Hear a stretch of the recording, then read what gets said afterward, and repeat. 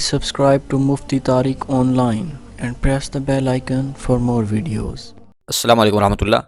سامعین مکرم، شب قدر یعنی کہ لیلۃ القدر کی 5 اہم عبادتیں آپ لوگوں کے ساتھ شیئر کر رہے ہیں، کیونکہ شب قدر کے حوالے سے بہت سارے خواتین و حضرات کا یہ سوال ہوتا ہے کہ اس رات میں ہم کیسے عبادت کریں، یہ رات ہمیں گزارنی کیسے چاہیے، اس رات میں کون سی عبادت کرنی ہوتی ہے۔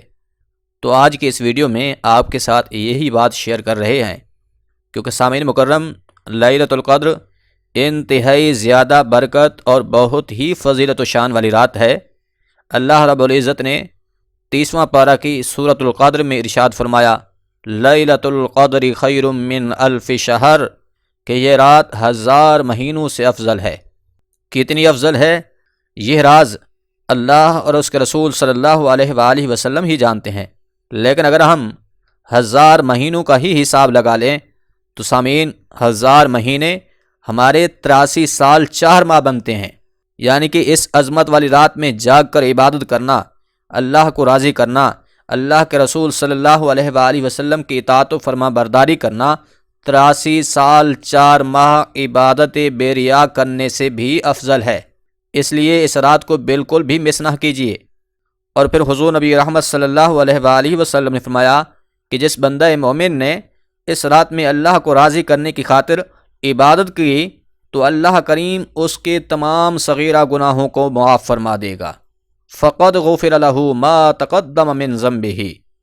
اسی طرح یہ بھی فرمایا کہ جو بندہ اس رات سے محروم رہا وہ ہمہ قسمی خیر و بھلائی سے محروم رہا، اور پھر اس رات میں صرف بدقسمت ہی محروم رہ سکتا ہے۔ اس لیے اس رات کو کسی بھی صورت میں مس نہ کریں۔ اور پھر رمضان کے آخری عشرہ کی طاق راتوں میں اس رات کو تلاش کرنا ہے۔ طاق راتیں کون سی ہیں؟ 21 کی رات، 23 کی رات، 25 کی رات، 27 کی رات، اور اسی طرح 29 کی رات۔ اب 21 کی رات تو گزر چکی ہے، آج جو رات آ رہی ہے یہ 23 کی رات ہے، مگر 27 کی رات میں بطور خاص عبادت کا اہتمام کیا جاتا ہے۔ اب یہ سمجھیے کہ اس رات میں ہمیں کون سی عبادت کرنی چاہیے۔ پہلے نمبر پر تو یہ ہے کہ عشاء کی نماز اور فجر کی نماز باجماعت مسجد میں ادا کریں۔ یہ مرد حضرات کے لیے ہے، کیونکہ حدیث مبارکہ ہے، حضور نبی رحمت صلی اللہ علیہ وآلہ وسلم نے فرمایا، جو بندہ عشاء کی نماز باجماعت پڑھ لے اور پھر فجر کی نماز بھی باجماعت ادا کر لے تو اسے پوری رات کی عبادت کرنے کا ثواب عطا کیا جاتا ہے۔ ان دونوں نمازوں کو باجماعت ادا کرنے سے پوری رات عبادت کرنے کے برابر ثواب حاصل ہو جاتا ہے۔ تو لہٰذا مرد حضرات جو ہیں وہ عشاء اور فجر کی نماز مساجد میں باجماعت ادا کریں۔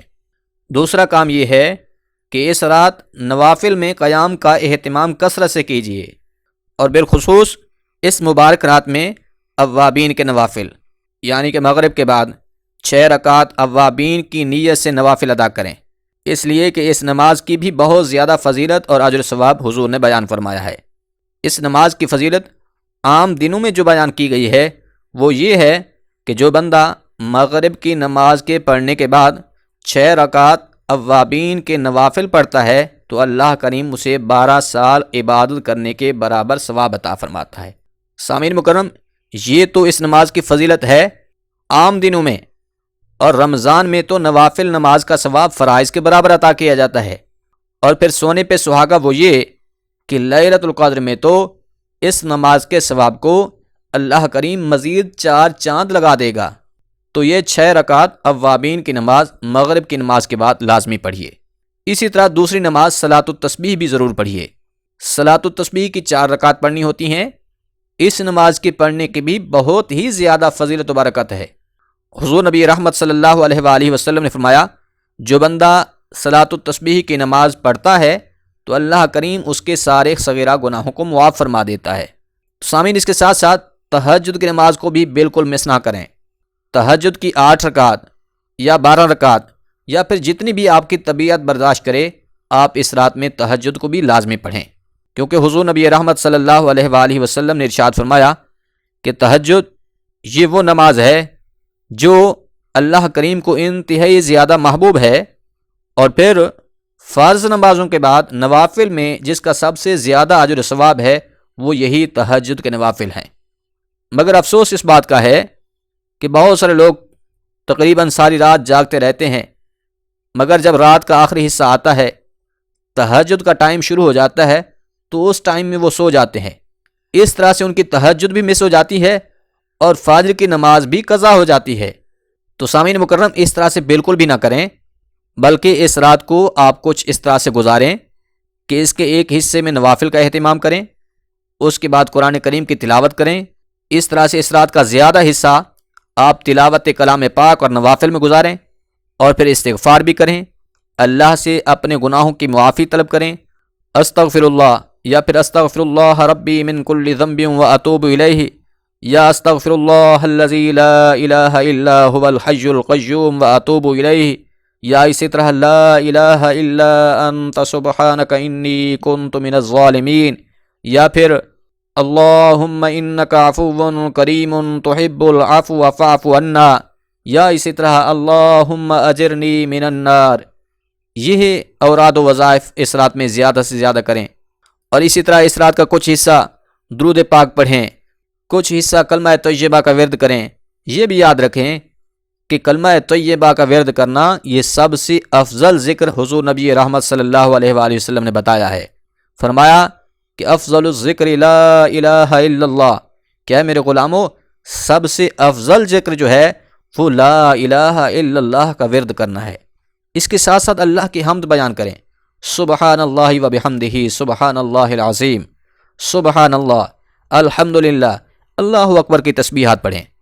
تو سامعین مکرم، اس طریقے سے جب آپ اس رات کو گزاریں گے، نوافل کا اہتمام کریں گے، قرآن کریم کی تلاوت کا اہتمام کریں گے، استغفار، کلمہ طیبہ، ورد اور حمد و تسبیح بیان کریں گے، وقفے وقفے سے ایک ایک عبادت میں لطف و سرور بھی ملے گا، لذت اور چاہت بھی نصیب ہوگی، اور دوسرا فائدہ یہ ہوگا کہ اکتاہٹ نہیں ہوگی۔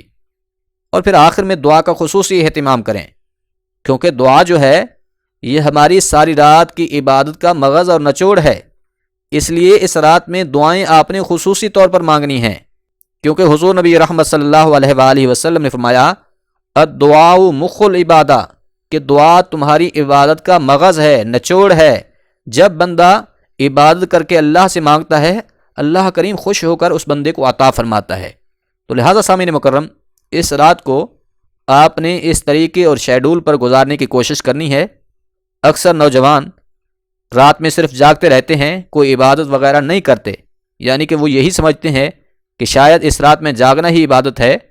تو میرے پیارے پیارے بھائیوں، ایسا کچھ نہیں ہے، بلکہ اس رات میں جاگنے کے ساتھ ساتھ قیام کرنا ہے، اللہ کے حضور جھکنا ہے، سربا سجود ہونا ہے، ذکر اذکار کرنا ہے، استغفار پڑھنا ہے، قرآن کریم کی تلاوت کرنی ہے، اللہ کی حمد و ثنا بیان کرنی ہے، حضور کی ذات پر درود پاک بھیجنا ہے، تب جا کر آپ کو اس رات کی فضیلت اور اجر و ثواب اور برکات ملنی ہے۔